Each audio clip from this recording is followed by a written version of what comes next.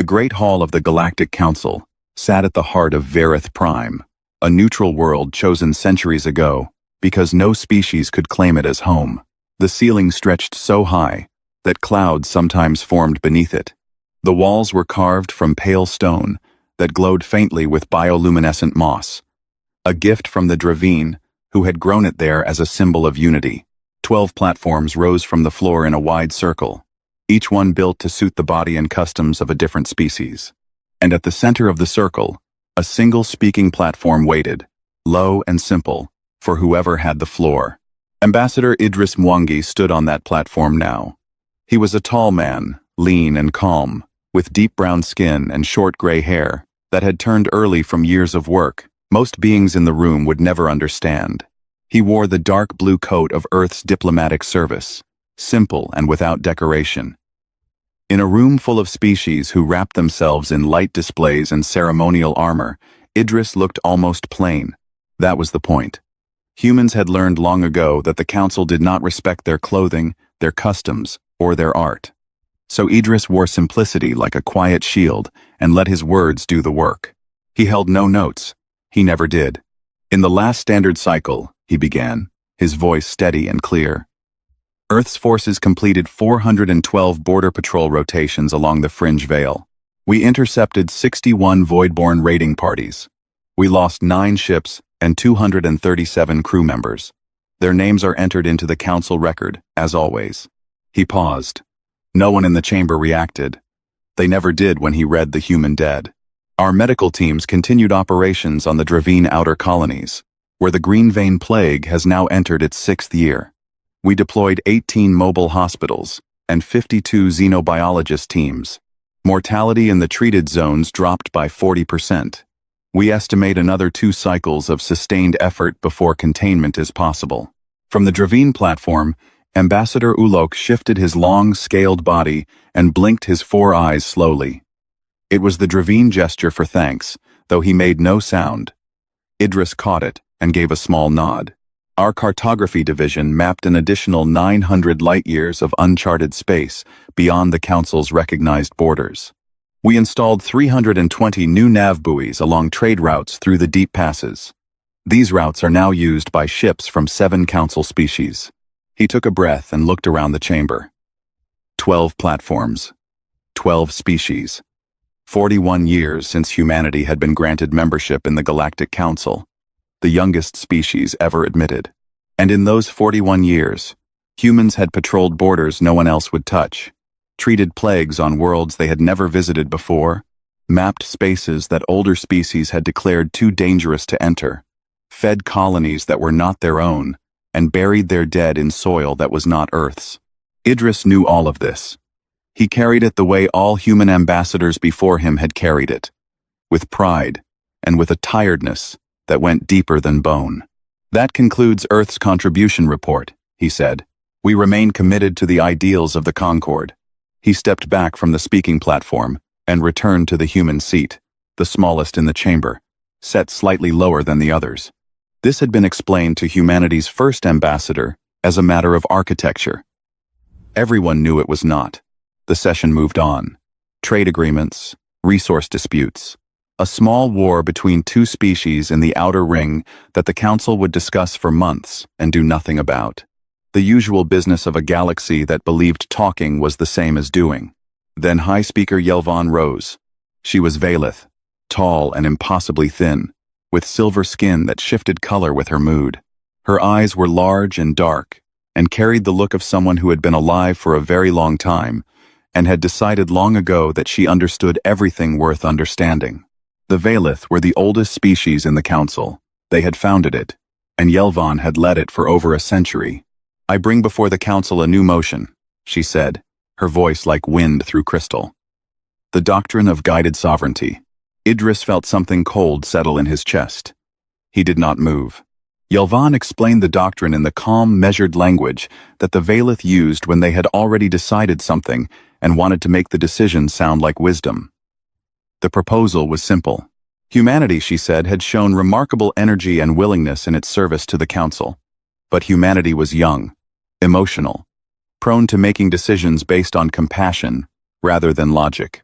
The recent incident on Brecon 4, where a human captain had broken formation to rescue a civilian transport and nearly started a conflict with the Voidborn, was proof of this. Therefore, the doctrine proposed that humanity's autonomous vote in council affairs could be suspended. Human military and exploration assets would be placed under direct council oversight. Humans would still serve, of course. They were very good at serving. But they would no longer decide where or how. The words hit Idris like stones dropped into still water. He felt the ripples move through him, but he kept his face calm. He had been a diplomat for 23 years. He knew what this was. It was not governance. It was a leash. The vote was called. The Sorani voted yes. The Kelthuan voted yes. The Valith voted yes. Of course.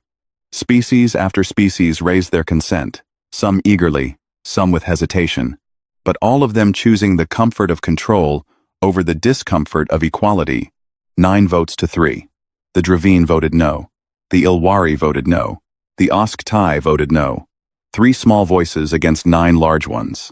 The motion passed. High Speaker Yelvan looked down at Idris from her platform with an expression that was not quite pity and not quite satisfaction.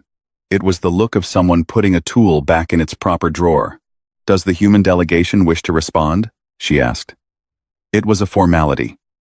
Everyone expected anger, shouting. Humans were emotional, after all. That was the whole point of the doctrine. Idris Mwangi stood.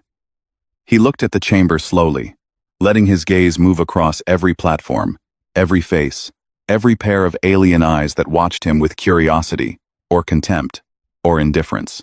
He memorized them all. Then he said, in a voice that carried no anger and no grief, only a quietness that somehow filled the entire hall. "The record will reflect that Earth was listening." He turned and walked out of the chamber. His footsteps echoed against the pale stone floor. No one followed him. No one called after him. The session continued, as if nothing important had happened. Outside, the sky of Verith Prime was a deep orange, and the wind carried the scent of alien flowers. Idris stood alone for a moment, looking up at the stars that were beginning to appear in the fading light. Then he walked to his shuttle, climbed aboard, and left. Back in the chamber, the council moved on to the next item on the agenda. A trade dispute between the Kelthuan and the Sorani over mineral rights. Very important. Very urgent. No one noticed that the human seat was empty. It had always been easy to overlook. There was no war. That was the thing that confused them all. Every species in the council had prepared, in their own way, for human anger.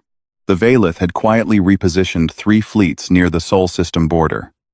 The Kelthuan had drafted economic sanctions in case humanity tried to break trade agreements. The Sorani had even prepared a speech about the dangers of young species acting on emotion. None of it was needed. What happened instead was something none of them had a plan for. Humanity simply stopped. It began small. A human patrol ship along the Fringe Veil received new orders from Earth and changed course. It did not fire on anyone. It did not send any angry messages. It simply turned around and flew home. Then another ship did the same, and another. Within 2 weeks, every human vessel along the Fringe Veil was gone. The long, dark border that separated council space from the Voidborn territories was left open like an unlocked door. The Sorani Sector Command sent messages to Earth asking for an explanation. The messages were polite. The replies were politer. In accordance with the doctrine of guided sovereignty, all autonomous human military operations have been suspended. We await council direction for further deployment. The words were correct. The tone was warm. And the meaning was devastating. The Sorani sent a request to the council for replacement patrols. The request went into the queue. It was still in the queue 3 months later. On the Dravine outer colonies, the human medical teams began packing their equipment. Dr.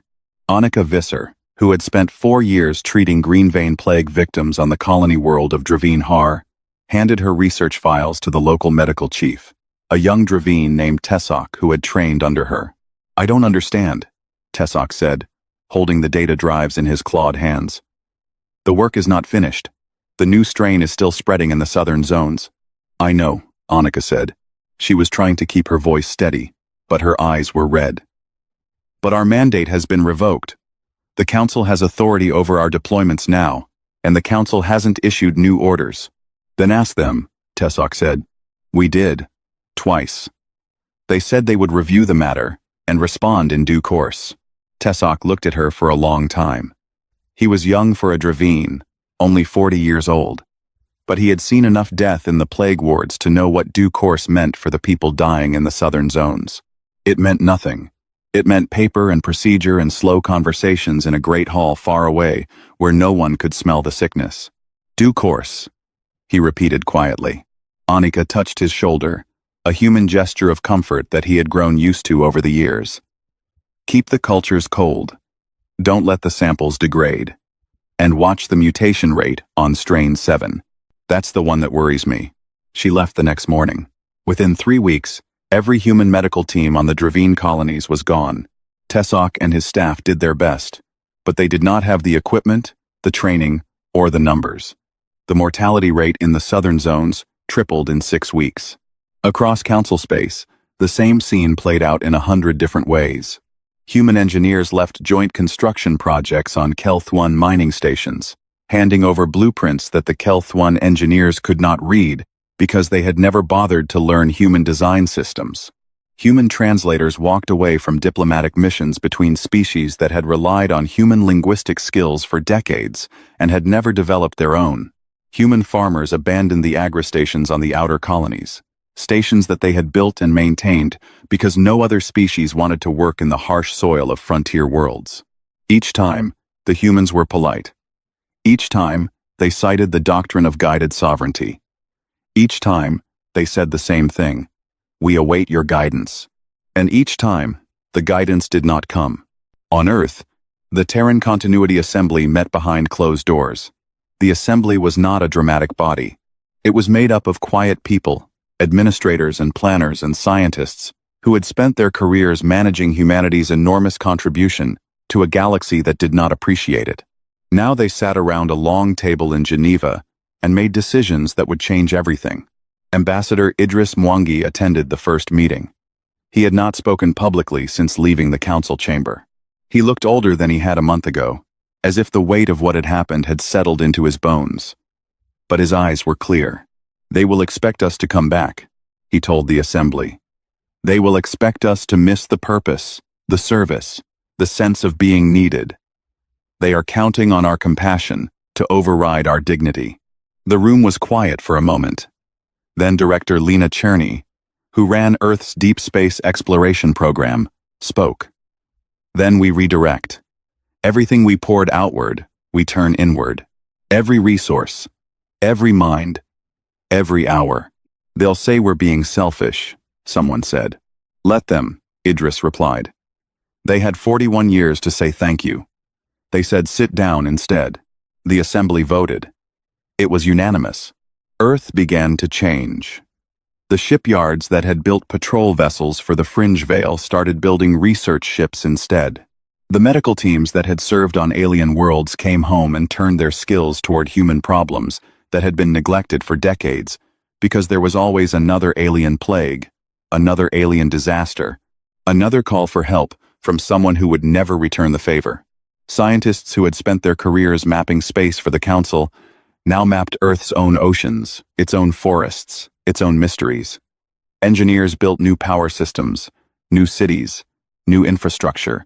Artists who had been creating cultural bridges with alien species now turned their attention to human stories, human music, human beauty. It was not done in anger. That was what made it so powerful. There were no bitter speeches, no public condemnations. Earth's government released a single official statement, calm and measured and devastating in its simplicity. In accordance with the doctrine of guided sovereignty, humanity defers all autonomous initiatives to the Council's direction. We await your guidance. Until such guidance is received, Earth will focus its resources on internal development. The statement was read in the Council chamber during a routine session. High Speaker Yelvan acknowledged it with a slight nod and moved to the next agenda item. Several ambassadors exchanged uncertain glances, but no one spoke. The statement sounded reasonable, compliant even. Exactly what they had asked for. It took them a long time to realize that compliance was the punishment. In the weeks that followed, the silence from Earth grew heavier. Communication channels remained open, but carried nothing of substance. Human trade ships still moved through Council space, but they carried only human goods to human colonies. The flood of aid, support, and labor that had poured out of the Sol system for 4 decades slowed to a trickle and then stopped entirely. The galaxy had grown used to humans the way a body grows used to its own heartbeat. No one notices it until it stops. And when it stops, every system that depended on it begins to fail. But that failure was still coming. For now, the Council saw only the quiet and mistook it for obedience. On Earth, Idris Mwangi walked along the shore of Mombasa and watched the waves come in and go out, endlessly. He thought about the 237 crew members who had died along the Fringe Veil in the last cycle alone. He thought about their families. He thought about the 9-3 vote. He did not feel anger. He felt something heavier than anger, something that sat in his chest like a stone. It was the feeling of a man who had spent his whole life holding a door open for people who had never once said thank you, and who had finally, quietly, let the door close. The stars came out above the Indian Ocean, and Idris watched them for a long time. Somewhere up there, the galaxy was beginning to notice the silence. But not yet. Not quite yet. The first real blow came 6 months after the humans left the Fringe Veil. The Voidborn had always been out there, lurking in the dark space beyond Council borders like wolves watching a campfire. For 41 years, human patrol ships had kept them at bay. Not through superior technology or overwhelming numbers, but through sheer stubborn presence. Human captains flew routes that no other species would take, through dead zones and radiation belts and stretches of nothing that could drive a crew mad with boredom. They did it because it needed to be done, and because no one else raised their hand. Now no one was there. The Voidborn tested the empty border with small raids at first. A supply ship here, a mining outpost there. When no response came, they grew bolder. 3 months after the patrols ended, a Voidborn war fleet of 60 ships pushed through the Fringe Veil and entered the Serani trade corridor, the busiest shipping lane in the eastern quadrant. The Serani had always been proud of their fleet. Their ships were beautiful, sleek, and silver, built with technology that was centuries ahead of human designs. But the Serani fleet was small. They had never needed a large navy because the humans had always been there to do the ugly, dangerous work of border defense. The Serani built ships for elegance. Humans had built ships for war. The Battle of the Serani Corridor lasted 9 hours. The Serani lost 11 warships and 43 merchant vessels. The Voidborn lost 8 ships and did not care. They had hundreds more. They always had hundreds more. That was why the Fringe Veil had needed constant patrols in the first place, and why only humans had been willing to do it. The Serani ambassador sent a desperate message to the Council, demanding military support. The Council held an emergency session. 7 species talked for 14 hours about strategy and logistics and threat assessment. At the end of it, they had produced a document. The document recommended further discussion. The Voidborn took another 3 systems while the Council discussed. On the Dravine colonies, the plague mutated, just as Dr. Anika Visser had feared it would. Strain 7, the one she had warned young Tessok to watch, evolved rapidly in the absence of the monitoring systems the human teams had maintained. It jumped from Dravine biology to something new, something that could cross species barriers. The first non-Dravine victim was a Kel-Thun agricultural worker on a farming world called Thun Revos. He developed symptoms within 2 days and was dead within 5. The Kel-Thun had voted in favor of the doctrine of guided sovereignty. They had stood in the Great Chamber and declared that humans were too emotional to govern themselves. Now a human-tracked plague was spreading across their breadbasket worlds, and the research that might have contained it was sitting on data drives in a half-abandoned clinic on Dravine Har, slowly degrading because Tessok's team did not have the power cells to keep the storage units running. The Kelth-1 quarantined an entire continent. It was not enough. The plague spread to 2 more worlds before the year was out. And then there were the nav buoys. This was the quiet disaster, the one that crept up slowly and did the most damage. For decades, Human cartography teams had ventured into uncharted space and planted navigation buoys along safe routes.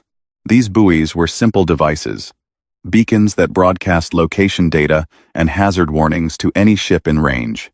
They were not glamorous. They were not exciting. They were small metal boxes floating in the dark, and they kept people alive. Without human maintenance crews, the buoys began to fail. Their power cells died. Their signals drifted.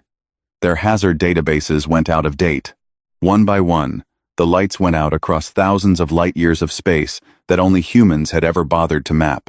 2 Valith trading convoys entered the deep passes, a region of space dense with gravitational anomalies and radiation pockets, relying on buoy data that was 6 months out of date. The first convoy made it through with heavy damage. The second convoy did not make it through at all. 14 ships. Over 2,000. Valith souls. Gone. Search parties were sent, but there was no one who knew the deep passes well enough to conduct a proper search. The humans had known those routes. They had spent years learning every current and every dead zone. But the humans were home now, and they were not answering calls about deep pass navigation. The smaller species suffered the worst. The Ilwari, a gentle people with no military to speak of, had relied on human-run refugee programs to manage the displacement caused by decades of border conflicts. Without those programs, refugee camps on 3 Ilwari worlds collapsed into chaos. Food ran out, medicine ran out, hope ran out. Armed groups formed among the desperate, and the Ilwari government, which had never needed to deal with internal violence before, did not know how to respond. The Brecken, an aquatic species whose underwater cities were engineering wonders, had depended on human agricultural support to feed their growing population. Human agri-stations had produced a specially adapted food crop that thrived in Brecken ocean conditions. Without human farmers to maintain the stations, the crops failed. The Brecken faced their first food shortage in 300 years. The Osktai, small and quiet and easily overlooked, had simply loved humans. They were the only species that had ever invited humanity to their homeworld without conditions, and humans had helped them build schools and hospitals and communication networks. Now the Osktai watched the galaxy fall apart around them and wondered why kindness had become a weakness. In the council chamber, the debates grew louder and longer and more desperate. Every session brought new crises. Every crisis required resources that no one wanted to provide. The elder species had spent centuries building systems that relied on someone else doing the hard work, and that someone had always been humanity. High Speaker Yelvan addressed the council with a speech that would later be seen as the moment the old order truly began to crack. She stood on her platform, tall and silver and certain, and she blamed humanity. The humans have abandoned their responsibilities, she declared. They have turned their backs on the galaxy that welcomed them. This is the emotional instability we warned of. This is why the doctrine was necessary. The chamber was quiet. A few ambassadors nodded, but not many. The words sounded hollow in a room where everyone could feel the floor shifting beneath them. Then Councillor Dreth of the Ilwari stood up. He was old, even by Ilwari standards, and his body was frail. He needed a support frame to stand, but his voice, when he spoke, carried a sharpness that silenced the room. You did not call it responsibility when they carried it, he said, looking directly at Yelvan. You called it instinct. You said they were driven by emotion, by a primitive need to help that they could not control. You said they were animals performing tricks that happened to be useful. Yelvan's skin shifted to a cold blue. The counselor is out of order. The counselor is stating facts, Dreth continued. We took everything they offered. We let them die on our borders, heal our sick, map our roads, and feed our children. And when they stood before us and read the names of their dead, we did not even look up. We treated their sacrifice like weather, like something that simply happened, without cost, without effort, without heart. He paused, breathing hard. The support frame hummed quietly, and now we are surprised that they stopped. The remark was ordered stricken from the official record by Yelvan. The transcription clerks removed it from the formal minutes, but someone in the chamber recorded it on a personal device, and within hours it was spreading across the extranet. Species that had never paid attention to council politics read Dreth's words and felt something shift inside them. On dozens of worlds, people began to ask a question that had never been asked before. What exactly had the humans been doing for us all this time? The answers, when they came, were staggering. Lists of patrols, records of medical missions, counts of nav buoys, tonnage of food shipped, hours of translation, lives lost, all of it freely given, all of it taken for granted, all of it gone. On Earth, none of this was discussed publicly. The Terran Continuity Assembly monitored the situation with quiet attention, but made no statements. Human news networks carried stories about new scientific discoveries, new construction projects, new cultural achievements. The galaxy's problems were mentioned briefly, factually, and without comment. The silence was louder than any shout could have been. 3 years after the vote, the Council sent someone to knock on Earth's door. They chose Arbiter Solene for the mission. She was Valeth, like Yelvan, but she was different in ways that mattered. She was younger, quieter, and she had been one of the 3 who voted against the doctrine. She had argued against it in private sessions, warning that humanity was not a machine that could be switched to a different setting without consequences. No one had listened. Now they needed her, because she was the only Valeth that humans might agree to speak with. The mission was kept secret. The Council could not afford the humiliation of the galaxy knowing that the oldest civilizations in known space were sending a diplomat to beg the youngest for help. So Solane traveled with a small escort, just 2 ships, and she carried no official title beyond her own. If the mission failed, the Council could pretend it never happened. She entered the Sol system on a cold Tuesday morning by Earth's calendar. The system was different from what the Council's records showed. The old defense stations were still there, orbiting at the usual distances, but they had been upgraded. New sensor arrays, new hull plating, new weapons systems that Solen's science officer could not identify. And there were new structures too. Massive orbital platforms that were clearly not military. Research stations, perhaps. Or construction yards. Or something else entirely. Solene's ship sent the standard diplomatic greeting. The response came quickly, polite and professional. Welcome to Sol space. Please hold position at the outer marker. A liaison officer will be assigned to your visit. Hold position. Not enter orbit. Not dock at a station. Hold position. Like a stranger waiting at the edge of someone's property. They waited for 3 days. Solane spent those days looking at Earth through the ship's long-range sensors. The planet was beautiful, as it had always been. Blue oceans, green continents, white clouds drifting in patterns that no algorithm could predict. But there were changes. The orbital traffic was heavier than she had ever seen it. Hundreds of ships moving between the planet and its stations in constant, organized flow. And the stations themselves were enormous, far larger than anything humanity had been building when they were pouring their resources into Council service. On the 4th day, a small shuttle approached and docked with Solene's ship. A single human officer stepped aboard. She was a woman of medium height, with dark skin and black hair pulled back tight. She wore a simple uniform, with a commander's insignia, and carried no weapons. "Commander Priya Okonkwo," she said, extending her hand in the human greeting gesture. "I've been assigned as your liaison. How can I help you, Arbiter?" Solane had prepared a speech. She had spent the 3-day wait refining it, choosing words that balanced dignity with urgency, authority with humility. But standing in front of this calm, smiling human woman, the speech suddenly felt small. "I have come on behalf of the Council," Solane said. "We wish to discuss the possibility of renewed cooperation." Priya nodded as if this were the most natural thing in the world. "Of course. Would you like tea? We have several varieties. I recommend the Darjeeling." They sat in the ship's small meeting room, drinking tea from ceramic cups that Priya had brought aboard. The tea was very good. Solane had never tasted anything like it and found herself momentarily distracted by the complexity of the flavor. She wondered, with a strange twist of guilt, how many human things she had never bothered to experience in 41 years of shared galactic space. "The situation beyond your borders has become difficult," Solane began carefully. "The Voidborn have taken significant territory. The plague continues to spread. Trade routes are failing. Several species are facing severe internal crises. Yes, Priya said. We are aware. The Council recognizes that the transition has been more disruptive than anticipated. Priya sipped her tea and said nothing. Her silence was not rude. It was simply a space left open, a space that Solène was expected to fill with honesty. Solène set down her cup. The Council would like humanity to resume its previous role. Border patrols, medical aid, cartography, all of it.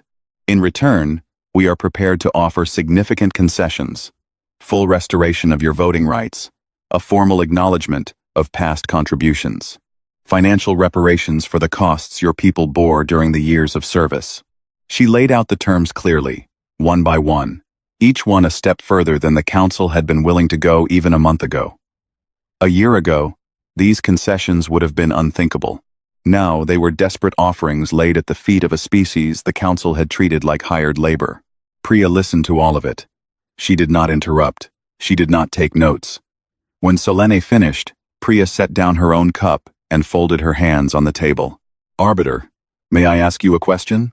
Of course. When we carried your weight, Priya said, and her voice was gentle, almost kind. You called us animals. What would you call us now? The words landed like a stone in still water. Solène opened her mouth to respond, then closed it. She had no answer. The truth was, she did not know what to call them. For 41 years the Council had called humanity many things. Young, emotional, primitive, useful, necessary, but never equal. Never respected, never thanked. I did not call you that, Solène said quietly. I voted against the doctrine. I know, Priya said, and I respect that. But you are not here representing yourself. You are here representing a council that voted 9-3 to put a leash on us. And now that leash is around their own necks, and they have come to ask the dog to save them. The metaphor was harsh, but Priya delivered it without anger. That was what struck Solène the most. There was no hatred in this woman's eyes, no bitterness, just a calm, steady clarity that was harder to face than any rage. Let me show you something, Priya said. She activated a display on the wall of the meeting room. Data began to scroll across the screen. Charts, graphs, numbers. This is what Earth has done in the 3 years since the doctrine. Solène looked at the data and felt the floor shift beneath her. In 3 years, humanity had developed a new faster-than-light propulsion system that was 30% more efficient than anything the Council possessed. They had created medical technologies that could treat diseases previously considered incurable. They had built a new generation of orbital habitats that were entirely self-sustaining. They had launched deep space missions beyond Council territory and made first contact with 2 previously unknown civilizations. We did all of this, Priya said, with the resources and energy that we used to spend keeping your borders safe and your people alive. We are not suffering, Arbiter. We are thriving. Not because we wanted to punish anyone, but because we finally had the chance to invest in ourselves. Solène stared at the display for a long time. She understood now, with a clarity that hurt, the true scale of what the Council had done. They had not just offended humanity. They had been consuming it. Every patrol, every medical mission, every nav buoy, every act of service had been purchased with human potential that could have been spent on human growth. The galaxy had been eating humanity's future and calling it partnership. The concessions you offer, Priya said, are generous, and I believe the Council is sincere. But this decision is not mine to make. Earth's Assembly will review any formal proposal, and they will take whatever time they need. I want to be honest with you, Arbiter. There is no urgency on our side. Solène nodded slowly. She understood what that meant. It meant that humanity was no longer waiting for the Council's approval. It meant that the door was not locked against them, but it was not open either. It was simply closed, and the people inside were busy with their own lives. May I ask one more thing? Solène said. Of course. Do you hate us? Priya looked at her with an expression that Solène would remember for the rest of her very long life. It was not hate. It was not love. It was the look of someone who had been hurt deeply and had healed, and who now looked at the one who hurt them with something far more devastating than anger. It was peace. "No," Priya said. "We don't hate you. We just finally learned to love ourselves as much as we loved you." Solen returned to Vareth Prime with nothing. No agreement. No promise. No timeline. She stood before the council and told them what she had seen, what she had heard, what she had felt. She told them about the tea and the data and the quiet woman who had asked the question that no one could answer. When she finished, the chamber was silent for a long time. "They are not coming back," Solen said. "Not the way they were. And if we want anything from them ever again, we will have to earn it. Not demand it. Not expect it. Earn it." High Speaker Yelvan said nothing. Her skin had gone gray, a color that Valeth turned when they were afraid, but did not want to show it. The session was adjourned. No one moved for several minutes. 5 years after the vote, the Galactic Council was no longer 12 voices. It was 7. The Sarani had withdrawn after losing a third of their trade corridor to the Voidborn. Their once proud fleet was broken, and their economy was in freefall. They blamed the Council for failing to provide the military support that the doctrine of guided sovereignty had promised to organize. They were right to blame them. The Council had promised to manage humanity's resources more efficiently. Instead, it had managed nothing at all. The Brecken left next, quietly slipping away after 2 years of food shortages that had turned their underwater cities into places of rationing and fear. They did not make a speech. They simply stopped attending sessions. When someone finally checked, the Brecken seat in the Great Chamber was covered in dust. The Kelthuan were still technically members, but their attention was consumed by the plague that had spread across 6 of their agricultural worlds. Their quarantine measures had failed. Their population was declining. The great Kelthuan, who had stood so tall in the chamber and declared humanity too emotional to govern itself, were now begging for medical aid from anyone who would listen. Few did. Everyone had their own problems now. The Voidborn controlled a quarter of what had once been council-protected space. They were not interested in diplomacy, or trade, or cooperation. They were raiders, and the galaxy had opened its doors to them by removing the only species stubborn enough to stand in their way. On Vareth Prime, the Great Hall felt empty, even when all 7 remaining species were present. The bioluminescent moss on the walls had begun to dim. The Dravine who maintained it had been recalled to their homeworld to help with the plague. No one else knew how to care for it, and no one thought to ask. High Speaker Yelvan was removed from office, on a gray morning, in the Valeth capital. Her own people did it. The Valeth economy had contracted by 30%, a direct result of the lost trade routes through the deep passes. 2,000 Valeth had died in the convoy disaster, and their families demanded answers. Yelvan had none. She had spent a century leading the council with the calm certainty that the galaxy's order was permanent and that the elder species would always be on top. She had been wrong, and her people could no longer afford her confidence. She left the capital without ceremony. No one recorded where she went. History, which remembers the powerful only as long as they are useful, forgot her quickly. The new Valeth speaker was a younger politician named Orath, who had no experience with galactic affairs and no interest in pretending that the old ways still worked. His first act was to formally repeal the doctrine of guided sovereignty. The vote was unanimous among the 7 remaining members. The doctrine that had taken everything from humanity was erased from the record with a simple show of hands, as if it had been a minor clerical error, rather than the act that broke the galaxy. No one from Earth was present to witness it. No one from Earth had set foot in the council chamber in 5 years. On Earth, the changes that Commander Priya Okonkwo had shown Arbiter Solane 3 years earlier had only accelerated. The new propulsion systems were now standard across the human fleet, allowing ships to travel faster and farther than anything the Council had ever built. The medical advances had eliminated 3 diseases that had plagued humanity for centuries. The orbital habitats housed millions of people in comfort and safety, small worlds hanging in space like jewels on a string. But the most important change was not technological. It was cultural. For 41 years, humanity had defined itself by its service to others. Its heroes were the patrol captains who died on the Fringe Veil, the doctors who worked themselves to exhaustion on alien worlds, the engineers who built things they would never use for people who would never thank them. Service had been humanity's identity, and it had nearly consumed them.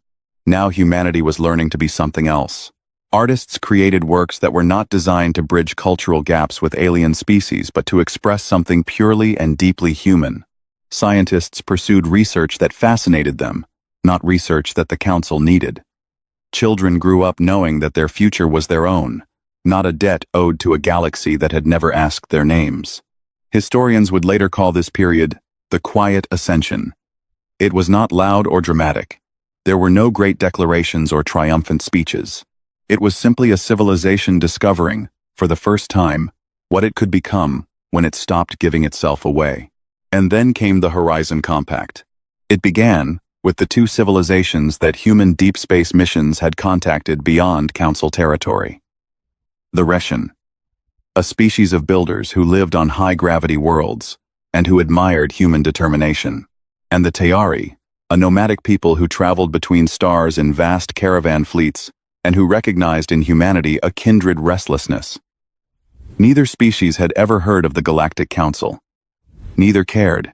They judged humanity by how humanity treated them, and humanity, having learned the lesson of being mistreated, treated them with the respect it had always wished for itself.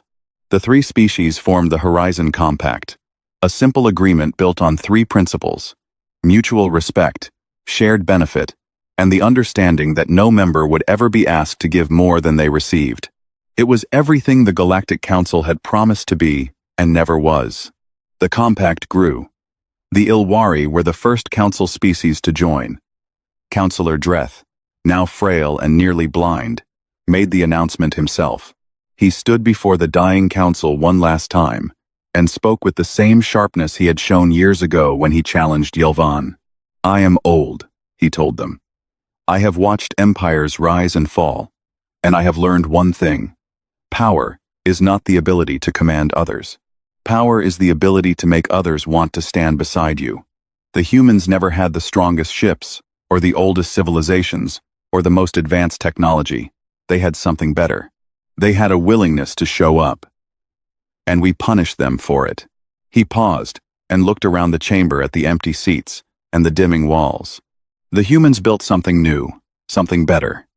And they built it not because they hate us, but because they finally realized they deserved better than us. I intend to join them. I suggest you think carefully about whether you want to be left behind. The Brecken joined the compact next. Then the Osktai, who had loved humans from the beginning and had been waiting for an invitation. Then species from beyond Council space. Civilizations that the Council had never contacted because it had never looked beyond its own borders. The compact grew and grew, not through conquest or coercion, but through the simple, radical idea that cooperation should be built on respect.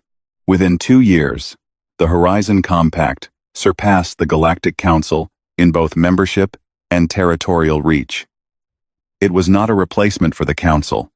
It was something entirely different. It was proof that the galaxy could work another way. On a warm evening on the coast of Mombasa, Ambassador Idris Mwangi sat on the porch of the small house where he had lived since his retirement. The house was simple, just 2 rooms and a kitchen, with a view of the Indian Ocean that he had loved since he was a boy. He was older now, his hair fully white, his hands slower than they used to be, but his eyes were still clear, still carrying that quiet depth that had once filled the council chamber with something no one could name. A young officer walked up the path from the road. She was in her 20s, born after the vote, part of a generation that had never known the burden of carrying a galaxy on its back. She wore the uniform of the Horizon Compact, a simple design with a small emblem on the chest that showed 3 stars in an open hand. "Ambassador Mwangi," she said, "I have news from the Compact Assembly." "Just Idris," he said. "I haven't been an ambassador in a long time." She smiled. "Idris, then. The Assembly wanted you to know that the Compact has officially surpassed the Council in total membership. 43 species. As of this morning. The Russian delegation asked me to give you this." She handed him a small object, a stone carved with the Russian symbol for friendship, a circle with no beginning and no end. Idris held the stone in his palm and felt its weight. It was warm from the officer's hand. He turned it over slowly, tracing the carved circle with his thumb. "Thank you," he said. The young officer hesitated, then asked the question that her generation always asked. "Was it hard?" Walking away, Idris looked out at the ocean. The sun was setting, and the water was turning gold. Above the horizon, the first stars were beginning to appear, faint points of light in a sky that was slowly deepening from blue to black. "It was the hardest thing we ever did," he said quietly. "We never wanted to leave. We just wanted them to ask us to stay." He sat there for a long time after the officer left, holding the Russian stone and watching the stars come out. Somewhere up there, the old council was fading, its power and purpose draining away like water from a cracked vessel. And somewhere else, the compact was growing. A new constellation of species, drawn together not by fear or dominance, but by the simple, stubborn human belief that the universe was better when people were kind to each other. The waves came in and went out. The stars shone on, as they always had, indifferent to the empires beneath them.